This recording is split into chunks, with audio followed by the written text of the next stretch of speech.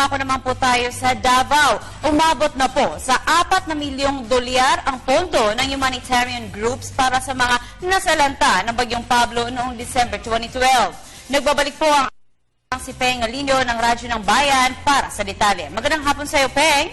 Magandang hapon sa iyo, Princess. Ayon kay Mel Smith, hepe ng United Nations Office for Coordination at Humanitarian Affairs o OCHA, Davao Sub-Office, na ang donasyon ay mula sa Estados Unidos, Australia, European Commission at Japan, kung saan ang pinakamalaking donor nito ay ang United Nations Emergency Response Fund na 10 billion dolyar.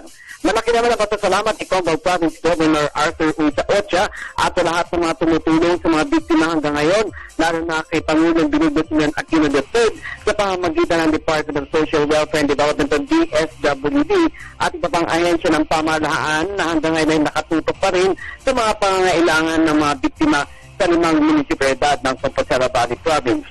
Samantala, namatay sa sakit ng dengue sa Rio, pumalo na sa 47. Ayon naman kay Mary Divine Hilario, OIC ng Health Education and Promotion Section ng Department of Health o DOH ONTE, na medyo bumaba naman ang bilang nito kung ikukumpara noong 2012 na umabot sa 63 individual. Samantala, ang dito mga bata ang karamihan pumanaw na nasa edad lamang yung 5 hanggang 9 na taong bilang base sa data ng DOH ONTE mula sa 10 ospital ng rehiyon. Hanggang sa ngayon ay patuloy pa ng pagbibigay informasyon ng edukasyon ng lahat ng ospital at mga barangay center sa mamayan para maiwasan ang nakamamatay na sakit na dengue sa Rehiyon 11. Para sa telebisyon ng Alinio, Radyo ng Bayan, Davao. Daghang salamat sa imo, Peng Alinio ng Radyo ng Bayan, Davao.